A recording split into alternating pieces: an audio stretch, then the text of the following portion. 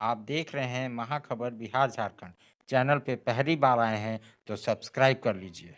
इस खबर के प्रायोजक हैं जूनियर जंक्शन स्कूल, जो नावाटोली डाल्टनगंज में है। नामांकन जारी है। अपने बच्चों के उज्जवल भविष्य के लिए यहाँ पे नामांकन कराएं। आज एक कार्यक्रम था शैलेंद्र भैया, उसमें क्या हुआ, मतलब किस चीज़ का कार्यक्रम था?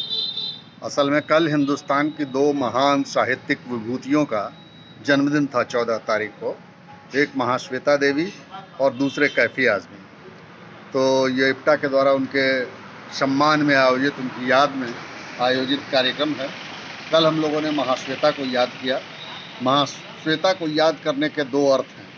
एक तो कि पलामू उनकी भूमि रही है, जहाँ को बेस करके उन्होंने काफ़ी कुछ लिखा है, और दूसरा ये है कि वो लगातार जो है से अपनी लोक धर्मी परंपरा के साथ खड़ी रहीं, और उनकी कला, उनकी लेखनी, उनका जीवन सब कुछ जो है से नीचे के लोगों को समर्पित रहा, यानी अपनी जनता के जीवन को समर्पित रहा।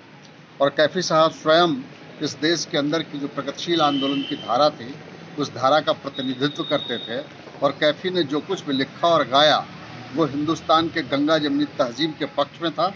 हिंदुस्तान के किसान, मजदूर और आवाम की आवाज़ को उन्होंने अभिव्यक्ति देने की कोशिश की। और स्वयं कैफी साहब का जीवन न सिर्फ जैसे साहित्यिक गतिविधियों तक परिसीमित था, बल्कि स्वयं कैफी साहब एक बड़े आंदोलन के हिस्सेदार रहे। आज़ादी के आंदोलन में भी उन्होंने हिस्सा लिया। बेहतरी के लिए आज़ादी के बाद जो चलने वाले संघर्ष थे, वो उसके भी हिस्सेदार रहे। और 92 में बाबरी मस्जिद के ध्वंस के बाद राम पर उनकी जो कविता है, वो काफ़ी चर्चित हुई। ये प्रतिरोध की कविता है, और साथ ही साथ राम का जो इस्तेमाल राजनीतिक हो रहा है, वो राम कौन थे जो भारत के लोक चेतना में अस्तित्वमान हैं। तो कैफी साहब उस दौर में लिख रहे थे कि आज राम बहुत उदास हैं, और जब वो लौट के आए तो सरजू से बिना पाँव धोए जो है से निकल गए, इसीलिए कि उनकी सरजू जो है से लहूलुहान हो गई थी।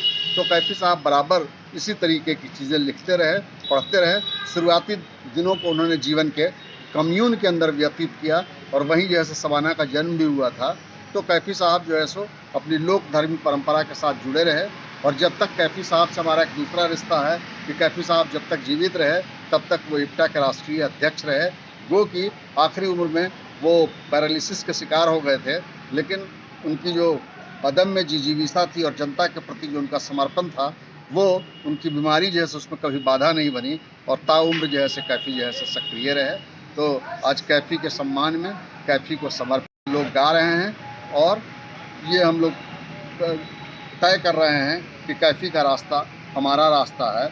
और ये सिर्फ कैफी का रास्ता नहीं है, ये उन तमाम लोगों का रास्ता है जो जीवन, उसके सौंदर्य और ज़िंदगी की जिज्ञासा से प्यार करते हैं, जो समता, स्वतंत्रता और न्याय की दुनिया का स्वप्न पालते हैं, और उन्हीं सपनों को अभिव्यक्ति देने के लिए अपने साहित्य को, अपनी कला को उसका औजार बनाते हैं। और ये औजार अंततः हिंदुस्तान के जनता के हाथ की औजार बन जाती है, और मुक्तिकामी जनता इन औजारों से प्रेरणा लेके एक बेहतर दुनिया का ख्वाब अपने दिल में सजा के दुनिया बदलने की कोशिश करती है। तो आज कैफी साहब को ये सांस्कृतिक संध्या जैसे समर्पित। सम्मेलन की भी चर्चा हुई, क्योंकि बहुत सारे संगठन आए हुए थे, कला संगठन, उनसे भी कुछ चर्चा हुई। उसके लिए दो शब्द क्या कहना है इप्टा के बारे में। तो इप्टा किसी परिचय की मोहताज है नहीं। जब देश के अंदर जंगे आज़ादी की लड़ाई के गर्भ से पैदा हुई हिंदुस्तान के अंदर का सबसे बड़े सांस्कृतिक आंदोलन का नाम इप्टा है। और सौभाग्य से डाल्टनगंज को ये अवसर प्राप्त हुआ है कि इप्टा का राष्ट्रीय सम्मेलन यहाँ आयोजित किया जाएगा। राष्ट्रीय सम्मेलन के मौके पे देश भर से 500 कलाकार, प्रतिनिधि, साथी यहाँ उपस्थित होंगे, और 3 दिनों तक के विभिन्न हिस्सों से कलाकार और संस्कृति कर्मी आएंगे, जिसमें पंजाब से फोक डांसेज होंगे, केरला से होगा, आंध्रा से होगा, बंगाल की टीम रहेगी, और हिंदुस्तान के विविध संस्कृतियों का दर्शन जैसे करने का मौका डाल्टनगंज की जनता को मिले।